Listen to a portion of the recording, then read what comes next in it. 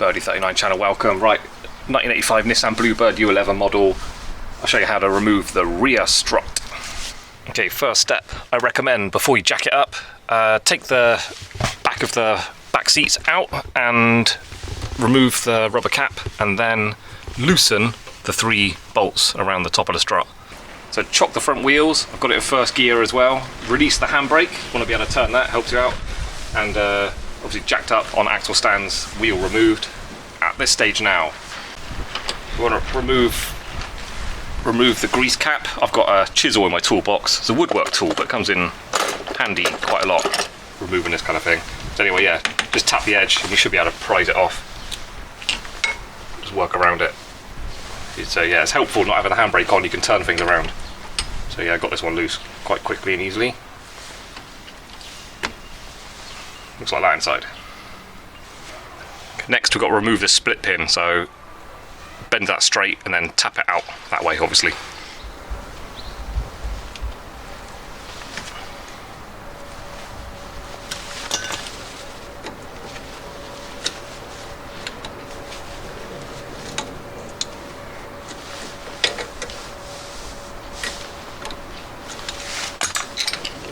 What I found was if you got one of those, so you can change the sockets on the end, that's quite good for tapping it out, rather than risking missing with your hammer, get that on the end.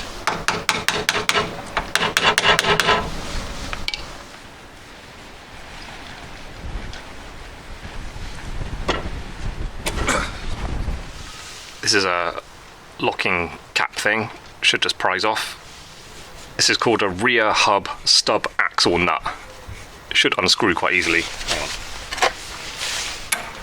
24 is not enough. What's this? 27 mil. But yeah, wasn't tight on there. If you're like me, you don't have any training and very little experience, you don't have anyone to ask if you get a problem, to help myself out, what I do is I take things off the car and then lay them out in order as they come off, and then I put them facing up the way I saw them on the car, so that way I know when I'm returning that goes on that way, and then that goes on that way, and then the split pin. So it just helps me understand how things went back together. Okay, next is a thrust washer. What I do is I knock that forward and then go back.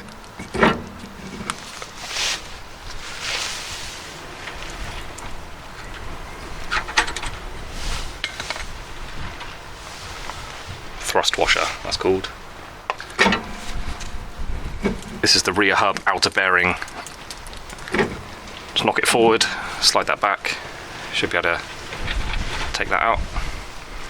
Goes on that way, look. Not that way, don't get that wrong. And you'll put things back together. And this comes off. It's quite heavy.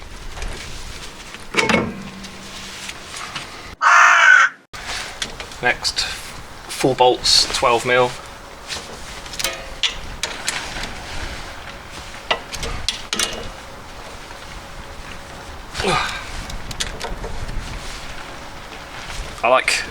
I was using my impact wrench for a while, but I've gone back to using my hand tools. I like feeling how tight things are.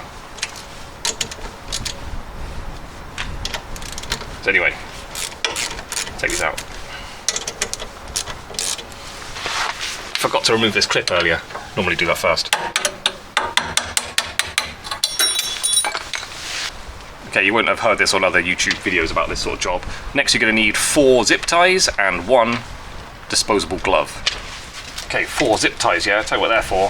We've got to take this off, but you don't just want it hanging on the hydraulic line. So what I do is I make a chain, put it through one of the bolt holes. Do them kind of loose, tighten up later. I'm sure I used 4 last time, might have been 3.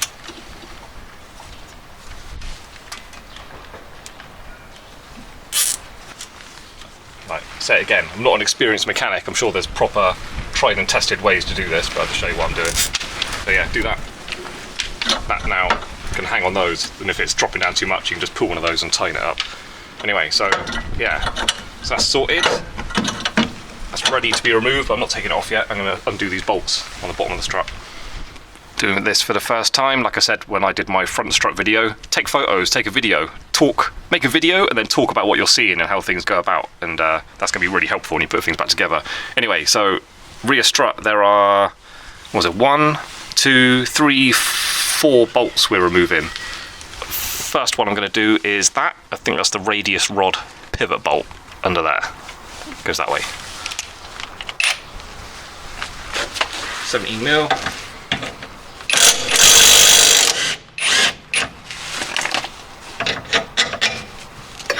Get that flapper out. Parallel link inner pivot bolt runs along this way. Goes in from the front. Don't put it back in the wrong way. 19mm, 19mm.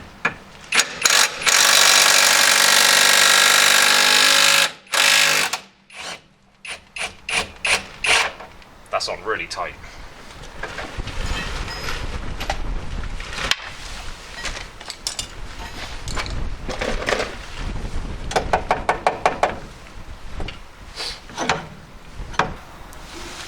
So the parallel bolt is loose, but I didn't remove it yet.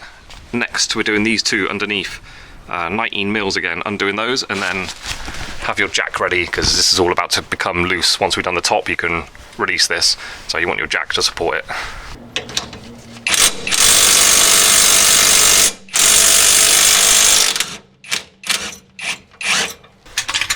Okay, this is now not attached. Once I remove that, it should be free to drop down, obviously after I've done the top bolts. So I'm supporting it with my jack next. That's not attached, but I just put my jack there. It's a convenient sort of spot. So next I'm removing 2 of these bolts completely.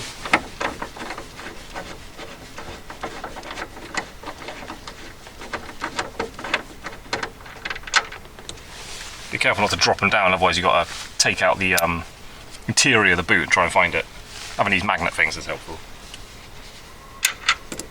Okay. Just check your jack's holding that up. Pull this bolt out.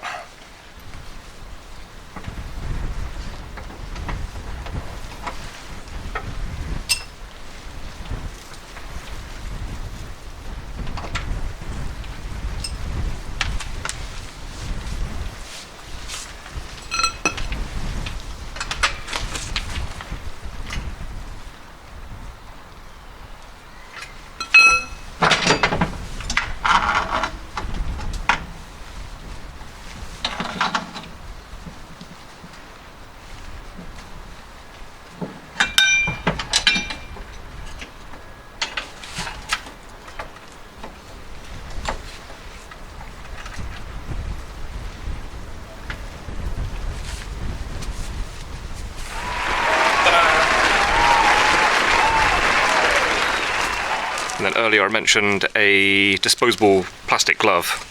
I just put it over that. Stops risk of getting grit and stuff on it. Stops you getting grease on your clothes as well.